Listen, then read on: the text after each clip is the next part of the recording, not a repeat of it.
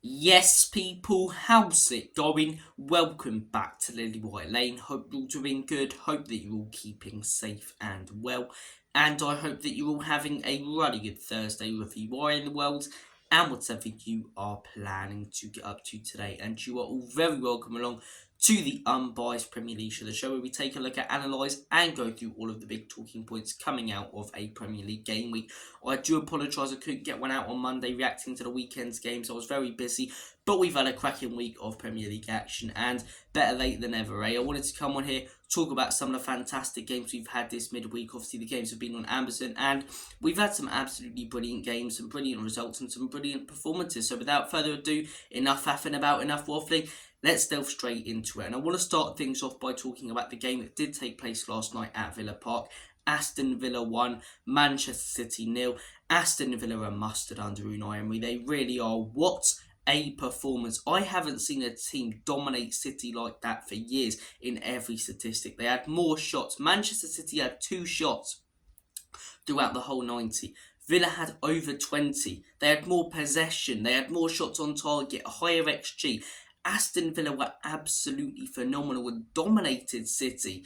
And it goes to show how much of a fortress Villa Park is this season and has been under Unai Emery. They've won 19 of their last 20 games at Villa Park, and that's 14 wins now in a row at home for them. They've been outstanding, and they really were last night. Some absolutely brilliant performances. Leon Bailey, he was outstanding last night. He really was. He was so good. He had pace, he had power, and he gets a little bit of luck with the deflection for the goal, but he deserves that due to the performance he put in. Then you're looking at the midfield as well for Villa. John McGinn, as I say, he's such a tricky player to deal with, and he was absolutely fantastic last night, wriggling in and out of Manchester City's players. They didn't know what to do with him.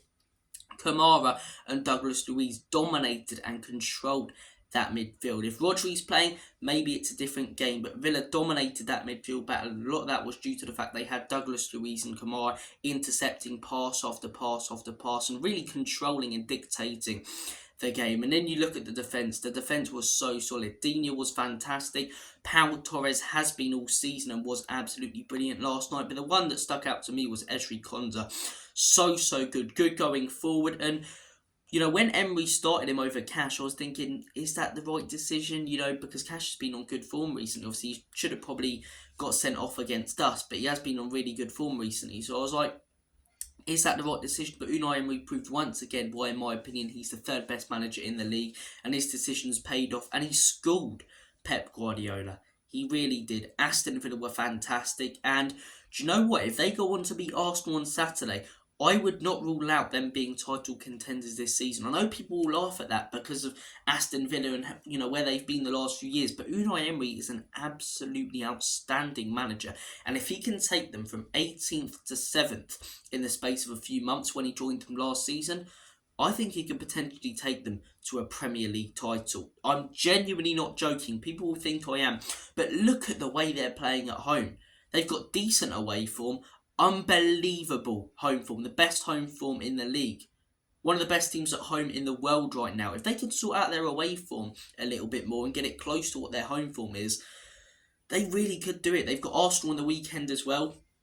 That's a massive game. And even though Arsenal have been on really good form recently in the top of the league, I think Aston Villa will win that because they're just incredible at Villa Park. They really are, and they showed it again last night. Manchester City, on the other hand, it's not clicking for them this season. It's not clicking for them. And look, a lot of pundits have talked about it. I've talked about it. It's always going to be hard to follow a treble because it's almost like, what do we do now? But I don't think that's necessarily the issue. I don't think the issue is the motivation to go on and achieve more, because we've seen that motivation and work ethic this season from Manchester City. I actually think it's the lack of quality and depth. Hear me out, right? I know year after year we bang on about Manchester City's ridiculous depth, and granted, still now, in my opinion, they have better depth than probably about 17 teams do in the Premier League, right? But there's not enough quality in the depth, or not as much quality in the depth as there is teams like Arsenal, as there is teams like Liverpool, and like there has been the last few years for Manchester City. When Rodri's out the last few years, Gundogan comes in and does an absolutely smashing job, whereas this season, Rodri's missing a game. They don't look like Manchester City. Didn't play against Arsenal. They were horrendous in that game. and didn't play last night, and that was the worst performance I've seen from Manchester City under Pep Guardiola. They're relying too much on their first team players because there's not enough quality with the depth. I'm used to Manchester City bringing on players like Gundogan, David Silva years ago, quality options. Who are they bringing on late yesterday? Bob. I mean, no disrespect to the kid. He's probably a really great up-and-coming, star, and he's going to be great in the next few years. But, everyone's going, it's a lack of motivation. I don't think it is. I think it's a lack of quality in depth for Manchester City. Don't get me wrong, they still have quality in depth, but not as much as they have done in previous seasons. And as I say, when they're missing a few players, unlike previous seasons, they're not able to just, battle through it and get through it. And we've been banging on all season about, okay, they lost those 2 games against Wolves and Arsenal, couple of draws, but we're heading into December now. This is when, Man City really click. This is when they do their best. This is when they win the league, basically. But they're not. We're getting into the winter period, the first midweek fixture, and they're still struggling. They look poor against us. Could have gone on to win that if Brennan Johnson, brought it down. The week before that, against Liverpool, I thought they looked quite poor. Just sort of flat. And then the week before that, before the international break, 4-4 against Chelsea. It was a cracking game, but Chelsea were by far the better team in that. Apart from their goals, Man City didn't really have any chances. So, look, for me, Manchester City, they're relying too much on quality players. If they had those quality players, would they still be top of the league? If De Bruyne was still in there, if Rodri has played every game this season, yes, I think so. But at the same time, they don't. And other teams like us, especially, are dealing with more injuries and arguably just as important injuries. So, look, every team deals with injuries. We've got a crisis. Man City have got a few key players injured, but they're not able to just replace them with out-and-out quality like they have been the last few seasons. Nunes coming on last night, he didn't really know what he was doing, and they're all sort of playing out of position. It's weird to say that. Normally Pep Guardiola, playing his players out of position comes across as silly, but it works magic. But Pep overthinking things again. Alvarez out of position. Rico Lewis out of position. I don't know, man. I don't know. Do I think they're in a crisis? No. And do I think, they can still win the league? Definitely. I think you'd be a fool to write them off for winning the Premier League. But do I think they'll definitely win it? No, I think there's a real opportunity here for Arsenal and Liverpool. And fair play to them 2 teams, because it doesn't matter the fashion that they're doing it in or how close the games are, whether they're 4-3s or whatever. They're picking up points whilst Man City are dropping them. That's what they need to do. So we've got a very interesting title race on our hands. If Aston Villa can get themselves in it as well by beating Arsenal on Saturday, that'd be fantastic. I don't care that they're competing with us. I just really want to see them do well. And we've got to do our own job, right? We've got to do our own job as Tottenham. So, look, Manchester City, maybe a little mini crisis there, problems to sort out, lack of quality and depth. Aston Villa looking absolutely superb right now. Moving on to the next game, we are going to discuss Manchester United 2, Chelsea 1. This was more like it from Manchester United. I've been saying for weeks, there's one thing that, okay, they're playing poorly, these results will stop coming. But then at the same time, what if they start performing well and they've already got those points on the board? And last night looked much more like the Man United of last season under Erik ten Hag. They were creating chances. They looked motivated. And, what a load of rubbish those reports are about Ten Hag losing the dressing room and these players not playing for him, because they were definitely playing for the manager last night. I thought Anthony, that was one of his best performances in a Manchester United shirt. Scott McTominay, again, as I say, feels like he does nothing all game but then pops up with 2 goals. He's a clinical finisher. He really is. Maguire recently has actually been really, really solid. Do I think, he's good enough to stay in that team and consistently for them to get into the Champions League, which is their aim? No, but is he doing a good job right now without Lisandro Martinez? Yes. And Varane on the bench, as I say, he is stepping up right now. And there's nothing more I want to see than Harry Maguire do well. The guy's been through a lot. Do I think he'll be able to keep it up consistently? No. But do I want him to? Yeah. Big win, big win for Manchester United last night at Old Trafford. If they can keep performing like that, I think top 4 is a very realistic expectation. They're picking up points, one of the most on-form teams in the Prem right now. Credit to them last night. Obviously, going out, which they will in the Champions League against Bayern, might knock their confidence a bit. But if they can keep this run of games in the Prem going, they've got Bournemouth at home on the weekend, which isn't easy because Bournemouth are on good form. But you think, they should win that.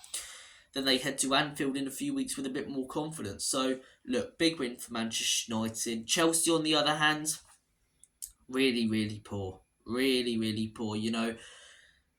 The thing is with Chelsea a lot this season, I've said that the performance has been good and the result hasn't been. Last night the performance wasn't good and the result wasn't good. They were lucky to only lose it 2-1. I know Brozier hit the post and what have you, but at the end of the day, when all said and done, Man United had 28 shots. Chelsea had 9. They were Man United had 4 XG. Big chances as well. So Chelsea actually were let off the hook by only losing 2-1 last night. There are just so many problems at that football club. I'm too tired to explain them all. But the owner, as I say, thinks...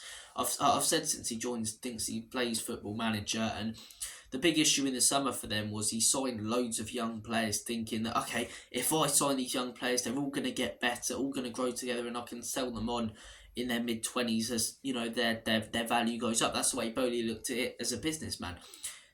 Great, but that's not how football works. When you overload your squad with a complete mixture of players, people are going to struggle. Egos are going to get, rattled. Things aren't going to go well. They've got so many young players and a lot of them are flopping. Robert Sanchez has been very, very poor since he joined Chelsea, as has, a lot of the youngsters who are just sat on the bench right now. Jackson, yes, he's been banging in goals, but he hasn't been brilliant at all. Is he a Chelsea striker? $1 billion spent in the summer. $1 billion spent. And you think, or not this summer, under Todd Bowley, and you think, okay, surely they assessed the striker situation, because Nkunku isn't really a striker, he's more of an attacking mid, can play that role, but surely they assessed the striker. Are they going to go in, if they're willing to spend $1 billion under Bowley, for, a Ronaldo? Are they going to go in for Lukaku and turn him into a top striker, or a Harry Kane, someone like that? No. Nicholas Jackson, decent player, but nowhere near like who you should be getting with the money that you're spending. But look, there you go. A lot of problems at Chelsea right now. I think a lot of them lead back to the ownership. They got some good players. Cole Palmer looked good again. He looks a very, very good player. We knew that from his time at Manchester City. Sterling's been really good this season, but yeah, lot of problems at Chelsea. I think they probably lose at Everton on the weekend at Goodison Park, to be honest. And look, I would say hopefully they can sort it out, but I'm a Spurs fan, so I'm not going to do that. Moving on to the next game. Luton 3, Arsenal 4. They were so close, no matter how far, in the words of Metallica. So close, Luton, to getting a result, man. They fought their arse off in that game. They played brilliantly. But this is what the top teams do. And this is why I am, to be 100% honest with you guys, concerned about Arsenal this season. Because they're picking up wins when they're playing fluent football, like they did when they won 6-0 the other week, and when they beat Wolves. I know it was only 2-1, but they were really good in that game. And some of the games we've seen them in this season. But they're also picking up results when the chips are down. When years ago they would have crumbled under the pressure. Even last season they probably drew that 3-3 at Luton. But Declan Rice steps up. What a player he has been. Genuinely, I can't deny it as a Spurs fan. I really can't. He is so good. He dominates that midfield. He really does. And a lot of the time his work rate, as I say, goes under the radar because he doesn't do anything spectacular. But the way he allows them to control and dictate possession in the game, he's just outstanding. And again last night, just like that Man United game, when the performance wasn't the greatest, when the chips are down, he steps up with the goods and hands Arsenal a massive 3 points. People will go, conceding the 3 to Luton will knock their confidence. It would have if they drew 3-3. But that's not what they're going to be focusing on after. They're going to be focusing, Arsenal fans and Arsenal players, on the fact they won in the last minute. And that's going to give them more confidence than, knock their confidence, to be honest.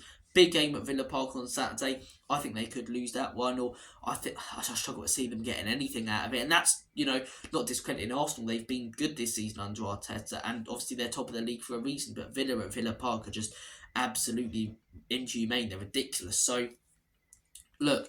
Big win for Arsenal. Declan Rice steps up with the goods. A lot of credit has to go to Luton for giving us such a good game. We've had another game week of absolutely fantastic games. Hopefully Spurs deliver tonight and, provide another one for all you football fans who aren't Tottenham fans or West Ham fans. And I'm looking forward to that one tonight. But it's not a Spurs show. We're talking about Luton. They played brilliantly. Rob Edwards is a good manager. If they play like that at home against the mid-table teams, which they probably won't because there's not the motivation there to do so.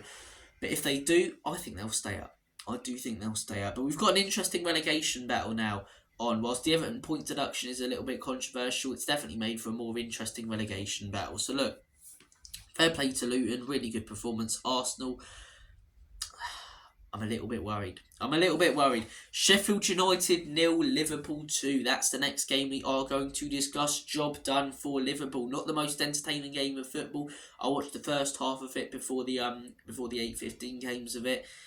They didn't look outstanding, Liverpool, but as I say, they're winning in different ways. They really are. And Liverpool have this cycle of poor season, good season, poor season, good season. This is a good season.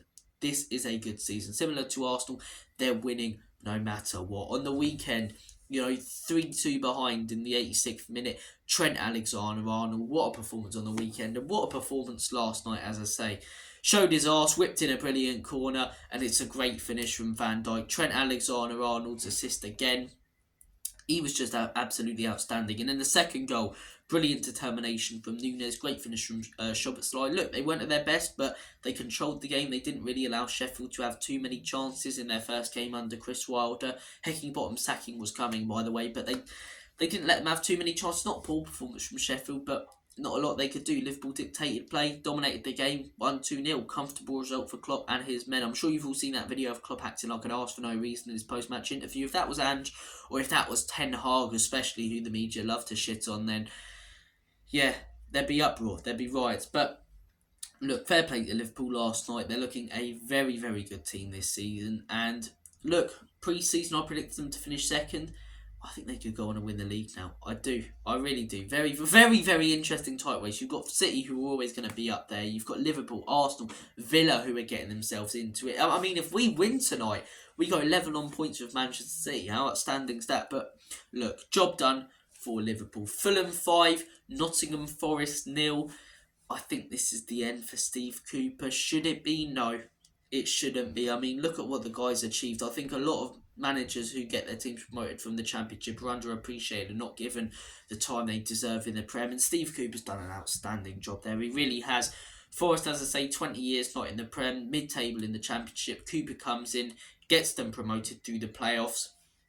Has a good season last season with some massive wins at home against the likes of Arsenal and Liverpool, and gets them to stay up. And even though they lost 5-0 last night, they've not been pathetic this season. They've put in some good performances. They've given some teams like Aston Villa a really good go and beaten them. So, look, I think you knowing Nottingham Forest's ownership, as I say, how much you like sacking people, the fact they want to move on as a club, and the fact they've made big signings, I think he will get sacked. But the appreciation from Forest fans last night is very rare. You see, a team getting beaten 5-0 by another mid-table team, and their fans, singing the manager's name. It goes to show how much they appreciate him. It felt like a goodbye. I wouldn't be surprised if we hear today about Cooper being sacked, but I hope not. I like him as a manager. Maybe there's no way to turn it around, but I hope there is. He's a good gaffer. Fantastic job there. Poor result for Forest. Fulham, on the other hand, starting to kick on a bit now, man. Starting to kick on. Some big results. Beat Wolves 3-2. They played well there. Willian's just been outstanding for them, and Jimenez properly getting rocking and rolling last night as well. On the weekend, who they play? Liverpool, they put up a really good fight at Anfield, which a lot of teams don't. And then this Wednesday won 5-0. So look, big results for Fulham. Fair play to them. Nottingham Forest, I think it's the end of the road for Steve Cooper. I hope not, though. I hope not. Brighton 2, Brentford 1. That's the next game we're going to discuss. Been a while since Brighton spawned a wonder kid. They spawned one last night. As I say, great finish from the young boy to make it 2-1 Brighton. Solid Brighton performance, and that's a win they needed. That is a win they needed. In the Europa League, they've been absolutely fantastic, but in the Prem, they've been chopping points when they probably shouldn't be. Drawing to Sheffield, drawing to... just drawing a few home games where they should be probably going on to win them, and points dropped away. They probably should have got something against Chelsea, considering they were down to 10 men. But look, they were good last night. Brentford weren't unbelievable. And Burmo's in my fantasy team, so happy days. But yeah, good win for Brighton, a massive 3 points, and you can't count them out for getting Europa League football, or even pushing at least for Champions League football this season. It's such an exciting battle for the European places in the Prem this season. Crystal Palace 0, Bournemouth 2. We spoke about Steve Cooper potentially being the end of the road for him a minute ago. I think it should be the end of the road for Roy Hodgson, because I can't see a direction that they're going in, to be 100% honest with you guys. I can't. I think, Fair play to Bournemouth first off. Iraola, a lot of people questioning him being sacked. I said, give this guy time. He's a fantastic manager. He proved that, at the clubs he's managed before. He'll get them playing good football and they're missing big players. And as I say, he has got them playing good football and they're going on a good run right now. But on the other hand, Crystal Palace, it just feels like there's no direction. It just feels like year after year, there's one of those teams that they're never in a relegation battle, but they're never pushing for Europe. And I think Palace fans are getting bored of that, and they want a rebuild, even if it means them dropping in the table a little bit. They want what Bournemouth have got, really. They want to be on the upward trajectory, bringing in a manager who's trying to build something at the club. Whereas Roy Hodgson, it feels like he's just buying time and trying to get the results, and there's no long-term plan there for Palace. Plus, the football's been quite poor. I mean, when we went there, as I say, Vicario was allowed to pass it to Romero for about 10 minutes without any pressure. They're just not looking very good this season, Crystal Palace. And I think, I like Roy Hodgson, I do, but it's the right decision to sack him and let him go, in my opinion. Final game, Wolves 1, Burnley 0. Not a lot to discuss in this one, quite a boring one. I saw the first half before I watched the Luton Arsenal game. Yeah, not the most entertaining game of football. Burnley, I thought they might kick on after their 5-0 win on the weekend. Everyone's winning 5-0. Everyone's, beating everyone. But I thought they might. They couldn't. Poor performance from them. A couple of good saves from Bentley in goal. I think he should start now, as I say, on the weekend for Wolves. But yeah, Hwang Hee-chan steps up again, the Korean king, since... the Korean king. That's Heung-min Son. But since Pep Guardiola said, yeah, they've got some good players, Wolves, the Korean guy... He's really been good, hasn't he? He's really been good. But fair play to Wolves, job done. And at the end of the day, as I say, if it weren't for VAR, they could be in the top 10 right now and hunting for European football. So look, it's a very competitive league. Some great games that we've seen this week. Comment your thoughts down below on all of them and all of the talking points coming out of them. Thank you for watching this game. Thank you for watching this video. Take care, all the best. And as always, come on you Spurs. Nick and leave you out. In Big Ange, we trust.